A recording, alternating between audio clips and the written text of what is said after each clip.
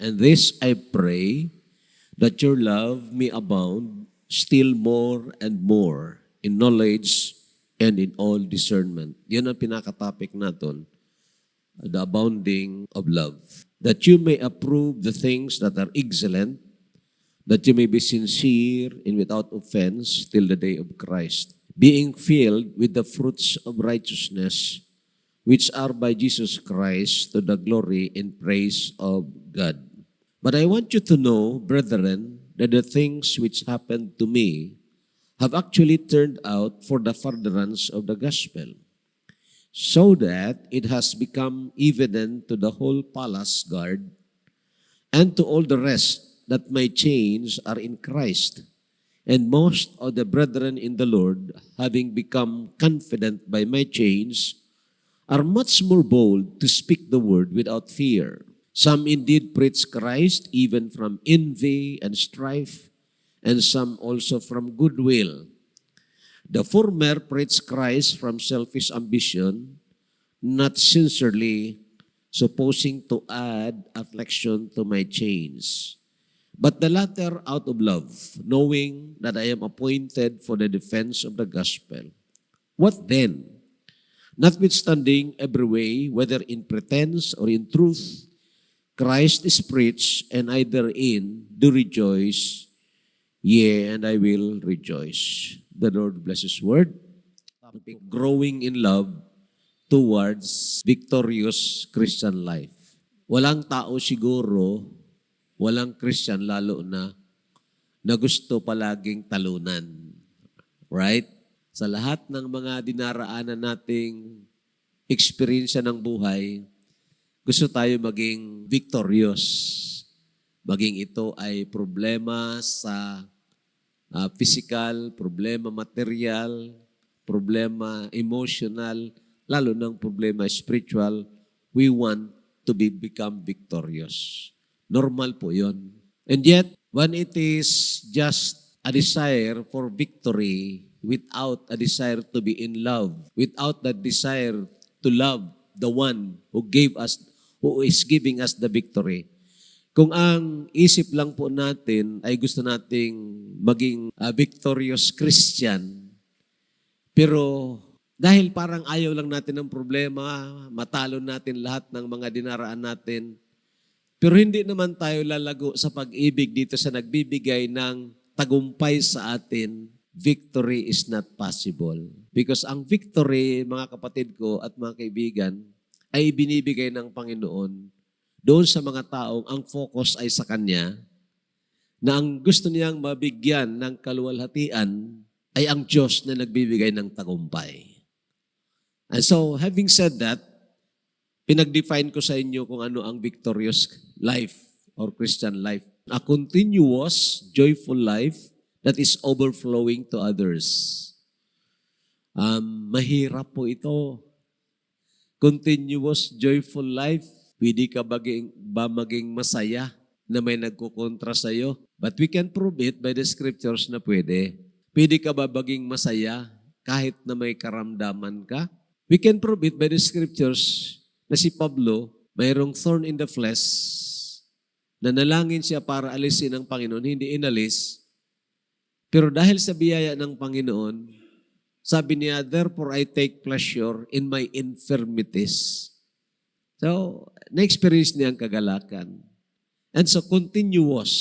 Ito ang kailangan natin, ito ang kailangan ko, na ang kagalakang ito na nagmumula sa Diyos ay hindi maging dependent sa kung anong kalagayan natin sa sanlibutan ito, physical, material, social, or what. But it is always dependent on our healthy relationship with the Lord.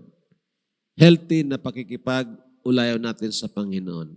A continuous, joyful life that is overflowing. Siyempre, basta nagpapatuloy yan, ma-overflow yan, na magiging tayong blessing sa iba, and then we will become malakas, maliwanag na patutuo ang buhay natin sa ibang mga tao. Yun ang victorious Christian life. So having said that, ang pag-aaralan natin ngayon, when love grows, we become victorious. You cannot separate it from real love na lumalago. And I believe ito ang intention ni Apostol Pablo. Nagpipray siya para sa mga Philippian Christians that they have to grow. Their love must abound. Mayroon ng pag-ibig dyan sa kanila. Pero itong pag-ibig na ito na mula sa Panginoon, na natikman nila. Kahit natuto silang umibig sa Diyos, and in some degree natuto silang umibig sa kanilang mga kapatid sa Panginoon, at sa ibang mga tao, kailangan itong lumago. Kailangan itong lumago na maging continuous. And that's the reason, nagpatuloy siya na nagpray, and then along that line, mayroon siyang ibinibigay na testimony, both of what had happened sa mga taong lumago na sa sa pag-ibig, and then lumago na rin sa pananampalataya.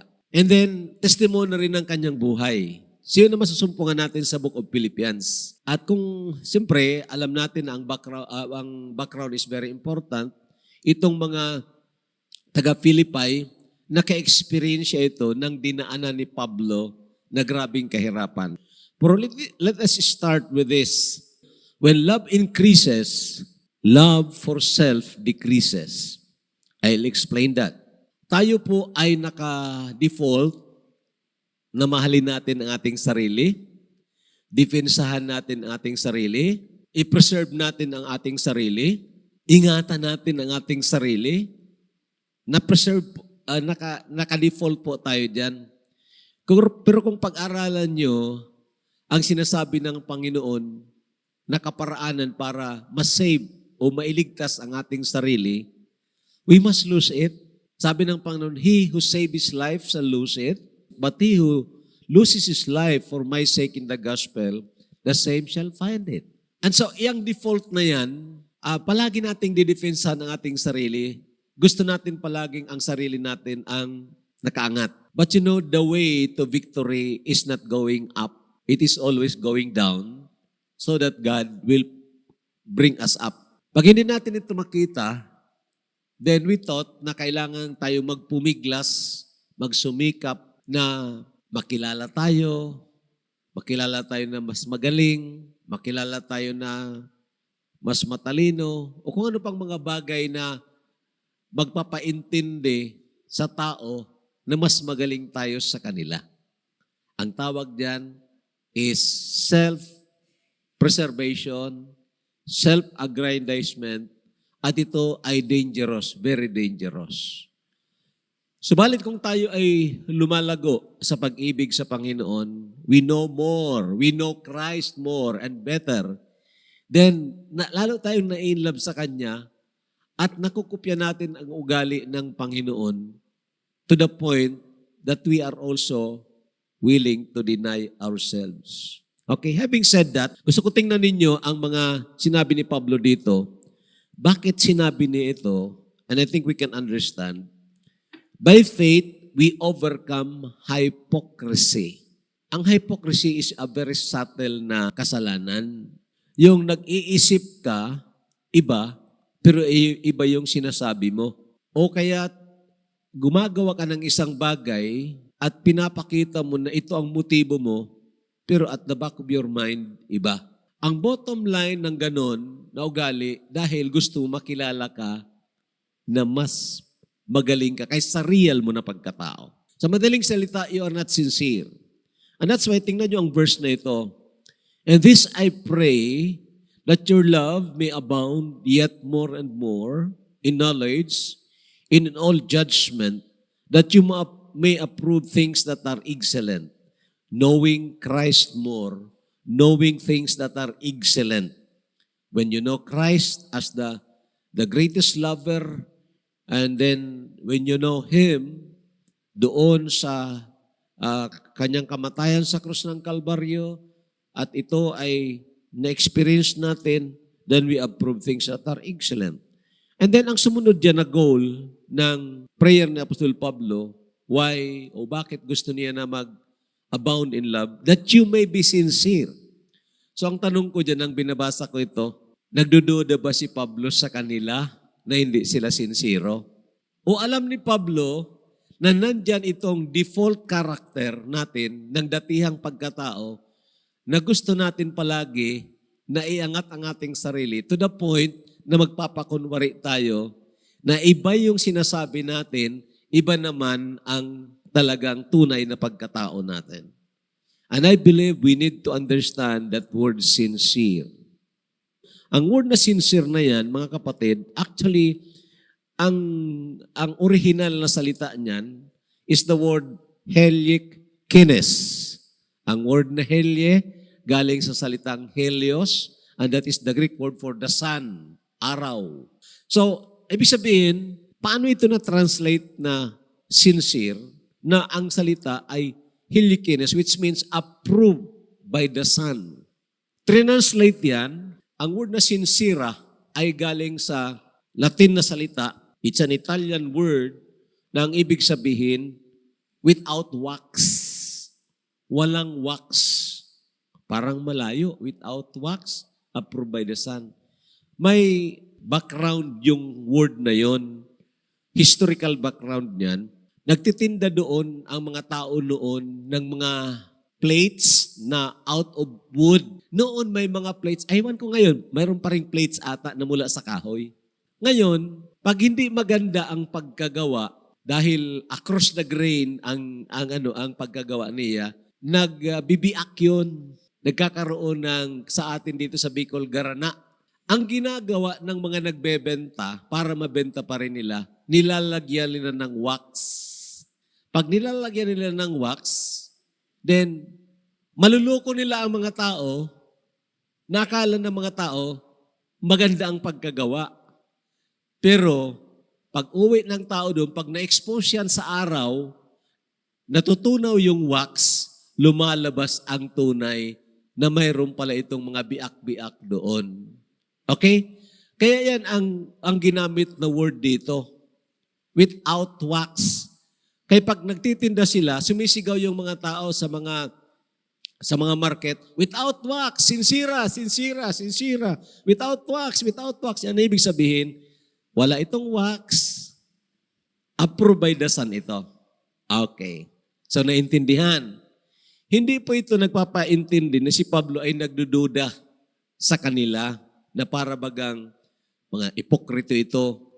Pinadala dito si Epaphroditus para magdala ng pagkain pero ang sadya nito para papurihan lang sila. No, I believe not. The Philippian Christians are sincere. But of course, may mga nandoon na dahil nga defaulted tayo doon sa gusto nating ipakita na mas magaling tayo kaysa tunay na pagkatao natin. So, nagkakaroon ng tinatawag hypocrisy. We become not sincere. And you know, that is the work of the flesh. Makinig ng maigi. Work of the flesh yan. Trabaho yan ng laman. Natural yan sa datihang pagkatao natin. At hindi mo kayang gapiin ito dahil natural nga sa'yo na gusto mong ipakita na mas magaling ka. Magagapi mo lang ito when your love for God increases. Okay? So when love increases, then love for self decreases. It doesn't matter mapahiya ka, total totoo naman yan. Sabihin niya na kulang ka ng alam, wala ka ng alam. Tunay naman yun. Nakulang naman talaga tayo ng alam. Pero kung magagalit tayo na sinabihan tayo na kulang tayo ng alam, dahil gusto natin na sabihan tayo na marunong tayo, magaling tayo, pero ang reality, hindi naman tayo magaling, then that is the work of the flesh.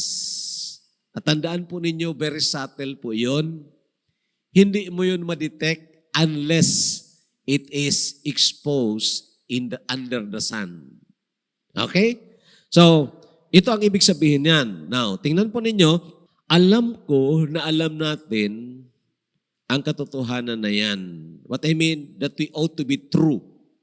Pero, pag hindi lumago ang ating pag-ibig sa Panginoon, ang palagi nating focus ay ang sarili pa rin natin para iangat ito. Ito ang sincere Christians. Ang sincere Christians, mga Kristiyano na hindi nagsusuot ng Kristyanismo bilang maskara. bilang maskara. They do not wear Christianity as a mask na mabait pag Linggo, pag Lunes hanggang Sabado, wala na yung kabaitan na yon. O kaya, nagpapakilala na Kristiyano, pero ang buhay niya ay hindi naman naaangkop doon sa pagpapakilala na Kristiyano. Christians do not wear Christianity as a mask. Meaning, totoo siya. At alam ninyo, ang taong totoo, hindi magpapakunwari. I don't know kung nai-impress kayo doon sa mga tao na iba yung sinasabi, pero iba yung aksyon. Na-impress kayo? Na magaling sila? Pero yung mga tao na kahit na alam nila mapapahiya sila, hindi katanggap-tanggap ang sasabihin nila, pero dahil yun ang totoo, sasabihin pa rin nila. Ang taong ayaw niyang mapahiya, ayaw niyang ma-put down, hindi niya sasabihin yon. Di ba? Kaya nga itinatago, mga lalaki na may sakaliwa pa, itinatago dahil ayaw mapahiya. May pangatlo pa, ayaw mapahiya. Mga babae na may mga sikreto rin, then hindi yan ini-expose. Bakit? Ang gusto nila na image sa harapan ng tao, mabait sila, matino sila. At kung Kristiyano po tayo na ganyan tayo, nagsusuot tayo ng maskara. At hindi yon katanggap-tanggap at hindi tayo magiging victorious. His words are the same as the sentiments of his heart. Ito pang word na sincere, approved by the Son. His motives are pure and free from self-interest. So itatanong natin ito sa ating sarili. Gagawa tayo ng isang bagay, magpo-post tayo sa Facebook. Ano ba ang nasa isipan natin? Para ang mga tao maniwala, ito ako, ito ako. Pero in reality, hindi naman tayo yan. Alam niyo, hipokrito po tayo. And unless we increase in our love for Christ na siya ang mag-glorify at tayo ay nasa baba lang, unless God's love increases in our hearts, our self or love for self will not decrease. Pero pag nag-increase po ang pag-ibig natin sa Panginoon, that we want Him to be magnified in our lives, then kahit na mapahiya tayo, total, okay naman yun, totoo naman yun, it doesn't matter. Now, I am not saying na magpakunwari ka rin na kung ikaw ay sinasabihan na, oy, congratulations, ano ka, cum laude. It is wrong na magsabi ko, naku, hindi naman, tsamba lang yun. Di ba? That is, ang tawag diyan, false humility. It is not wrong to accept praises as long as you do not claim it as solely from you. Ang ibig sabihin, kung ikaw ay pinuri, binigyan ng papuri, dahil talaga tama naman at totoo ang ginawa mo at kahanga-hanga, then wag yang maiiwan lang yan sa'yo. Dalhin mo yan doon sa taas. Dahil yan kay Jesus. Dahil yan kay Jesus. Because we do not deserve, lahat po tayo, we do not deserve ng praises. It's only for God. Okay? So I hope na maintindihan natin ito. Ito na ngayon ang verse. Tingnan niyo ang verse. Alam ko na alam natin ito. Galatians 2:20. I am crucified with Christ, nevertheless I live. Yet not I, but Christ lives in me. And the life which I now live in the flesh, I live by the faith in the Son of God who loved me and gave Himself for me. Para madaling maintindihan, ang taong tunay na mananampalataya, may dalawang nature siya sa kanyang buhay. Hindi two persons, but two natures. Ang isang naturalesa, ang datihang pagkatao. Na sinasabi ni Pablo sa Romans chapter 6 verse 6, knowing this, that our old man is crucified with Christ. Alamin mo ito, na ang datihang pagkatao ay napako na kasama ni Kristo. Hindi mapapako, napako na. And then, si Pablo, na-recognize niya yan. Alam niya yon. Pero ipamumuhay yan daily, araw-araw. It is not enough ang knowing it. Hello? Alam niya yan? No. Knowing it is not enough. You have to increase in love and by faith, claim it. Kaya tingnan niyo ang verse. I am crucified with Christ. Sino itong I? Ang datihang pagkatao, napako na kasama ni Kristo. Nevertheless, I live. Sino itong I live? That is the new nature. Yet not I. Pero hindi pa rin ako. But Christ lives in me. Mayroong Kristo na ninirahan sa akin. At ang buhay na ito, which I now live, araw-araw na buhay, ito ang bagong pagkatao. Paano ko ito'y pamumuhay? Nandito pa ako sa flesh. I live it by the faith on the Son of God who loved me and gave Himself for me. Hindi ko kailangan ng approval ng tao. Hindi ko kailangan ang pagmamahal ng tao kung hindi naman ako mahal ng Diyos. It doesn't matter na hindi ako mahalin ng tao. Basta, wag akong itakwil ng Diyos. Do you understand? The love for God is a supreme kind of love that you can even deny yourself and deny other loves in this world. That's why maunawaan ninyo ang sabi ng Panginoon, if any man love his father, mother, children, wife, brothers, sisters, more than me, is not worthy of me. Pwede ba yun? Yes. Because we are not permitted, hindi tayo pinirmisuhan na magmahal ng sino man at ano paman more than sa pag-ibig natin sa Panginoon. Love God with all your heart, with all your soul, with all your strength. So, kaya nga, nandyan yung datihang pagkatao, gusto pa rin lumabas, gusto pa rin magpasikat, gusto pa rin kilalanin siya, kaya kahit na hindi yun ang tunay natin na pagkatao, pero magpapakunwari tayo para makilala tayo na iba kaysa tunay nating pagkatao. And that's the word hypocrisy. It can only be overcome when love increases. Number 2, when love increases, love for self decreases, by faith we overcome fear. Alam nyo, ang katakot ay isa sa epekto ng kasalanan. Nang dumating ang kasalanan sa ating buhay, natakot si Adan at si Eva, nagtago, alam natin yon. So, epekto yon ng kasalanan. At kahit na naligtas na po tayo, nandyan pa rin yan, ingrained. Nasa loob pa rin yun. Parang yung thorn, tinik, na hindi mo maalis-alis diyan. So, at itong katakot na ito, sabi ng Bible, may torment ito. May torment. Fear has torment. 1 John chapter 4, verse 18. And yet, sabi doon, perfect love cast out fear. Ang perfectong pag-ibig, nakakaalis ng katakot. It's not only the love na nakuha natin sa Panginoon at nanatili lang sa atin, but also ang love na nakuha natin sa Panginoon, ginamit natin ito to love one another.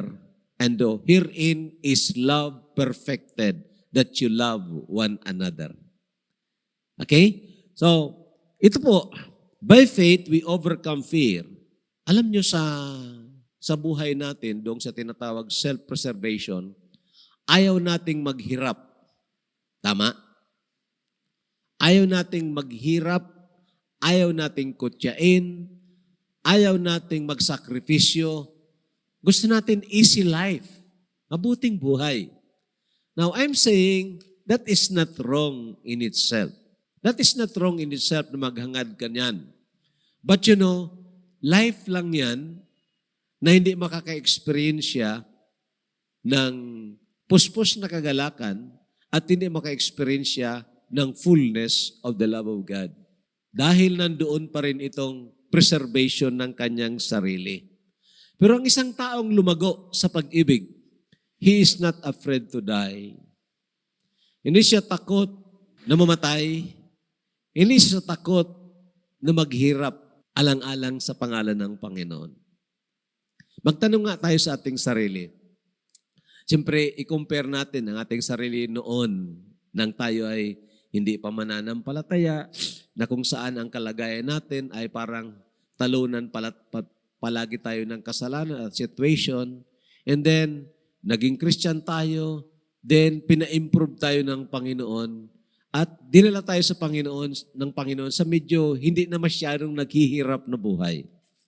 Noon halimbawa, nagluluto ka ngayon, nagsasaing ka, hindi mo alam kung may sasaingin ka pa bukas.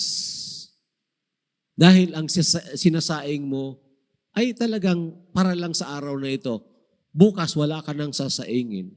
Hindi mo alam anong gagawin mo. Dumaan kayo sa buhay na yan, dumaan po ako sa buhay na yan. But you know, there is a tendency that we would love the ease, yung pagiging sa Bicol, masayon, madali ng sanlibutan ito. Di ba? Pero basahin niyo ang salita ng Panginoon, woe to them who are at ease. Yung mga nasa comfort zone nila. Na ngayon halimbawa, hindi ka mag-worry kung anong kakainin mo bukas. Andyan sa ref, puno. Meron kang bigas, isang sako. So parang wala kang worry, madaling salita. You know, what if, ito ang tanong, what if sabihin ng Panginoon sa iyo, hey, iwanan mo ang lahat ng yan, balik ka doon sa buhay na ikaw ay namumuhay lang independent sa akin. Pwede? Mahirap yun. Lalo may anak ka. May anak ka na magagatas. Di ba? May anak ka na nag-aaral. Oo. Balik ka doon sa isang kahig, isang tuka. O dalawang kahig, isang tuka. Doon magsisip in itong fear na para bagang, nako, mahirap yun kasi buhay yun na ayaw kong maghirap at baka mamatay pa ako. But you know, when love increases, then you do not count yourself as precious anymore. Pero sabi ni Pablo, but none of these things move me, neither count I my life dear unto myself, so that I might finish my course with joy, puspos ng kagalakan, and the ministry which I have received of the Lord Jesus to testify the gospel of the grace of God. Ang word yan na, neither count I my life dear unto myself. Hindi na sa akin precious itong buhay na ito. Hindi po ito self-pity. No, it's not. But rather reckoning na itong buhay na ito ay temporaryo lang, and it will not matter kung hindi gagamitin yan para sa trabaho ng Panginoon. So nakaset ang puso niya, nakaset ang isip niya, it doesn't matter mamatay ako basta sa paglilingkod sa Panginoon. Yun ang ibig sabihin. Do you think kung sabihan ka ng Panginoon na mag-mission ka sa isang lugar, punta ka doon sa Papua New Guinea, na doon may about 1,000 na tribo, ang ibang mga tribo, nag-aaway-away kapwa sa tribo, nagpapatayan. May kinakain pa. May mga tribo pa dyan na kumakain ng kanilang mga cannibals. Na kung uutusan ka ng Panginoon, sabihin ng Panginoon, pumunta ka doon. Iiwanan mo ang bahay mo. Iiwanan mo ang comfort zone mo. Hindi ba nakakatakot? But you know, perfect love cast out fear. Ang pag-ibig niya, maintindihan mo, itong mga tao na ito, bakit kahit na sinasabihan ng kanilang kapwa mga pastors and mga missionaries na huwag pumunta doon, pero nagsipunta pa rin doon. You can understand the heart of these people. You can understand bakit si Jim Elliot, pinatay ng mga Auca Indians doon, ang kanyang misis na si Elizabeth, pumunta doon, nurse yun, pumunta doon. At ipinagpatuloy ang misyon doon sa Auca Indians. You can only understand that when you know that they have increased in love. At ang pumatay kay Jim Elliot na convert, naligtas. And then, binaptizan ang anak ni Elizabeth. At sabi doon, sa testimony ng anak na yon, I was baptized by the man who killed my father. Maintindihan mo yon kung wala ng pag-ibig na nagmumula sa Diyos? Bakit nawala ang katakot? Bakit handang mamatay? Bakit handang magtiis? Because they're in love. Perfect love cast out fear. But I want you to know, brethren, that the things which happened to me have actually turned out for the furtherance of the gospel, so that it has become evident to the whole palace guard and to all the rest that my chains are in Christ. And most of the brethren in the Lord, having become confident by my chains, are much more bold to speak the word without fear. Now, ano ang kalagayan ni Pablo doon sa Roman prison? Okay? Ano ang kalagayan niya doon? Masaya o maganda ba? Of course not. Alam natin yon. Bagamat nakakalakad-lakad siya, pero may mga Roman guards doon. Maliban pa doon, ipinapaalam sa mga tao na siya ay ikinulong dahil siya ay rebelde sa gobyerno.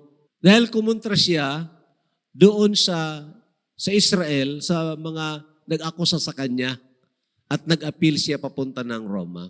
So the point is, hindi maganda. Pero sabi ni Pablo, gusto kong ipaalam sa inyo na itong nangyari sa akin, hindi ito nagpahina ng pagpapalaganap ng Ibanghelyo.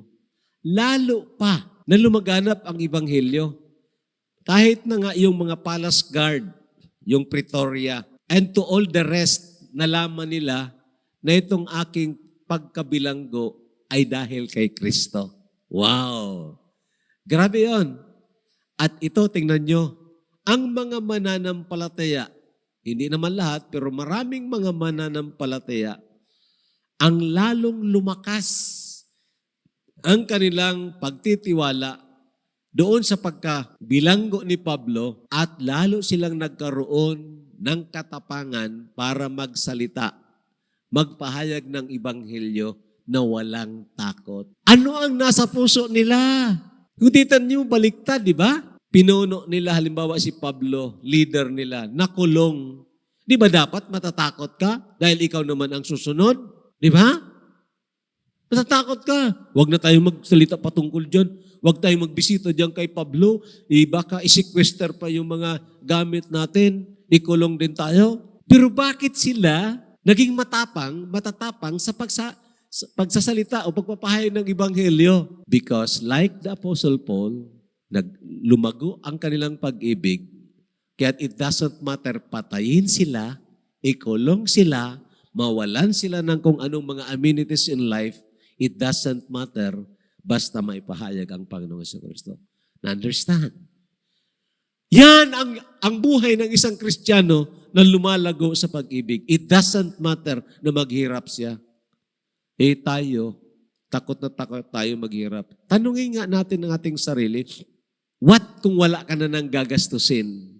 Ibalik ka ng Panginoon doon sa ang pagkain mo ngayon para sapat lang, bukas hahanap ka naman para may makain ka naman. Maiiba kaya ang takbo ng financial budget natin or financial management natin? Maiiba? Ngayon kung minsan, ganyan tayo. Okay lang naman yun kung para sa gospel, pero ganyan tayo na parang pasikat. Big question mark. We have to grow in love. I have to grow in love. By faith, that love turns our pains into pleasures. Wow! Supernatural ito. Turning our pains into pleasures. Pwede bang magawa ito ng pag-ibig? Of course, it's God who is working, but He is working through love. Some indeed preach Christ even from envy and strife. May mga nagpipreach din patungkol kay Kristo, pero dahil sa kainggit, and some also from goodwill. May mga okay naman, mabuti ang kalooban. The former preach Christ from selfish ambition. Gusto silang papurihan, gusto nilang ingat ang kanilang sarili. Not sincerely, mga pakunwari. Supposing to add affliction to my chains. Na inaakala nila na madadagdagan pa ang affections ko, ang kahirapan ko, ang sakit ng loob ko. Pero tingnan nyo, ang sabi niya, but the latter out of love. Yung mga, may nagpipreach din, out of love. Knowing that I am appointed for the defense of the gospel. What then? Sabi na, notwithstanding, kahit na ganito, every way, whether in pretense or in truth, okay lang sa akin na naipaalam na mayroong Kristo. Parang ang setting ay ganito. Yan si Pablo, hindi yan tunay na preacher. Hindi yan tunay na lingkod ng Diyos. Tingnan mo na kulong. Tingnan mo kami. Kaya namin kausapin ang gobernador. Kaya namin kausapin ang mga militar. Oh, we are in good relationship with these people.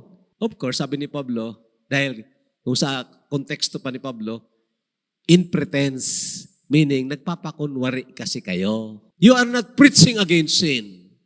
You are not preaching against corruption. And so, okay lang kayo diyan sa inyo. Di ba? Pero sabi ni Pablo, okay lang yon.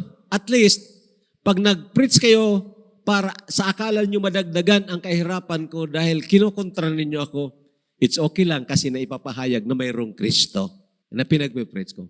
Pero yung mga tao na out of love, sincere talaga, but the latter out of love, knowing that I'm appointed for the defense of the gospel, sabi niya, I therein do rejoice, yes, and will rejoice. Meaning, in either way, may pahayag lang ang salita ng Panginoon, I rejoice. Mga kapatid, paano ito?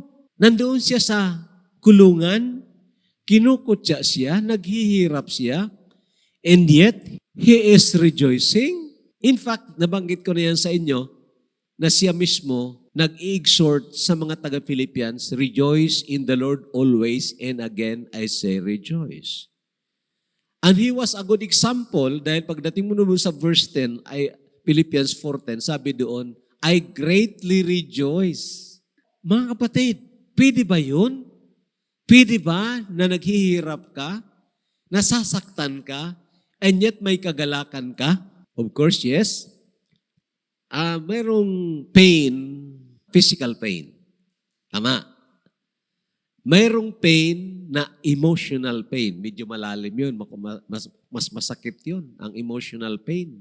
Ang emotional pain, kung hindi ka marunong, magka-depression ka. At pagka depression ka, parang ganun ka na. Di ba? Emotional pain yun. Yes, emotional pain. Psychological emotional pain. Pero sabihin ko po sa inyo, na pwedeng ang isang tao magkaroon ng emotional pain, magkaroon ng physical pain, pero hindi kayang alisin ang kagalakan niya sa Panginoon. Pwede? Remember, meron tayo ng katawan, meron tayo ng soul, soulical being, meron tayo ng spiritual being. Ang spiritual being natin, diyan po nag-i-stay, nananahan ang banal na Espiritu. At ang banal na Espiritu ang nagpo-produce ng joy. The fruit of the Spirit is love, peace, joy. Hindi po itong soulical being natin. Hindi itong physical. So there might be present, nandyan ang sakit sa katawan, ang sakit sa emotion, pero you can still rejoice in the Lord. That is not sufficient ang explanation para maintindihan o ma-experience natin ito. You will know this when you are in that experience and yet nakafocus ka sa Panginoon. Pag nakafocus ka sa iyong sarili, nakafocus ka sa dapat malakas ako, dapat wala ako ng sakit, dapat walang magkontra sa akin na tao. Pag nakafocus ka doon, you will not enjoy, you will not experience the joy. Si Pablo at si Silas nasa kulungan, Acts chapter 16 yon. Saan lugar ba yon? Mismo sa Philippi. Meaning, ang sinulatan niya ng mga tao, alam nila ang pangyayari na yon. Na si Pablo, hinuli siya doon, pinalo sila at si Silas, kinulong sila doon sa Bartolina. Pero sabi ng verse 25, And at midnight, Paul and Silas prayed and sang praises to God. Nakita niyo yun? Ano ba ang kalagayan ng kanilang katawan? Puno ng sugat. Dahil hinambalo sila doon, pinalo sila. Ano ba ang kalagayan ng kanilang emotion? They are rejected. Rejection is a taboo word. If you are rejected, para kang ginagawa na ikaw ay basura. Para kang basura. Masakit yun. Hindi yan mararamdaman ng katawan mo. Sobra pa yan ang lalim sa puso mo. Pero ang tanong, pwede ka pa rin maka-experience ng joy ng Panginoon? Yes. I just don't know how to explain this, mga kapatid. But you know, God is a God with complex emotion. He can rejoice with you when you are rejoicing. And He can mourn with you when you are mourning at the same time. That is how powerful our God is. Kaya't nang sabihin sa atin, rejoice with them that do rejoice and mourn with them that do mourn, because He Himself can do it. And He wanted us to be partakers of that. Kaya si Pablo, sinasabi niya doon, as sorrowful, yet always rejoicing. Paano ba yun? Paano yung Pablo? As sorrowful, yet always rejoicing, because God could turn pain into pleasures if you are in love. But if you are not in love, you are always filled with bitterness. Ang nakikita mo lang palagi yung mga negatibo. You cannot see the positive. You cannot learn to appreciate. You only learn to criticize. Yun ang wala ng pag-ibig. Tandaan po ninyo mga kapatid, because nagsasabi tayo, Christian tayo, pinananahanan tayo ng Banal na Espiritu, dapat lumabas yan ang bunga ng Banal na Espiritu. The fruit of the Spirit is love. When love increases, God is more glorified and we are more satisfied. Being filled with the fruits of righteousness. Yun ang bunga ng righteousness. Bunga ng Banal na Espiritu, love, peace, joy, love, ganon. Which are by Jesus Christ, mula sa Panginoong Jesucristo, para kangino, unto the glory and praise of God. Pag lumago po ang pag-ibig, nahanda tayong magtiis dahil sa pangalan ng Panginoon, handa tayong mamatay dahil sa pangalan ng Panginoon. Handa nating iwanan o handa tayong iwanan ang comfort zone natin para mag-mission. God is glorified. Na ang ibig sabihin, you love Him more than all the amenities of life. You love Him more than the comfort zones of life. At ang mga tao maka-observe sa iyo, ang iba, magtutuya siguro, naloko na yon. Naloko, nabuang. Iwanan niya ang trabaho niya, iwanan niya ang malaking sweldo niya para maghirap siya, loko-loko yon. But there are people, by the grace of the Lord, by the working of the Spirit of God, who will be impressed. Mayroong nakita ito na hindi ko alam. Ano kaya ang nakita niya? Bakit masaya pa rin siya kahit naghihirap siya? Bakit masaya pa rin siya kahit tinutuya siya? And that is the uniqueness of a Christian in this world. Ang mga tao, pag sila po ay naghirap, maraming sinisisi. Ang iba nga, nagpapakamatay. Pero ang mga mananampalataya, na makikita pa rin ang kagalakan ng Panginoon sa kanilang buhay. At makikita pala yung araw-araw na pagpupuri sa Panginoon. Makikita pa rin na kahit na naghihirap, maglalakad pa para mag-attend dito, para makinig ng salita ng Panginoon. Sabi niya pa, ano bang nangyari sa taong yan? Ganun siguro yan. Ang mga tao sa kapaligiran mo na kompleto ang paa, pero ayaw magsamba sa Panginoon, sila ang dapat mahiya. Ikaw, naputol ang paa, pero desidido ka, masaya ka na magsamba sa tunay at buhay na Diyos. Hindi mo dapat ikahiya yan. Dapat maging proud ka na tao. Because whatever situation that we are in, when love grows, we can overcome. We can overcome. And when we are joyful in Christ, more than sa kung anong mga bagay makuha natin sa libutan ito, God is more glorified. And we are more satisfied. Paano na mas lalong masatisfy ka if God is being honored and praised? Tulungan po tayo ng Panginoon. God bless us all.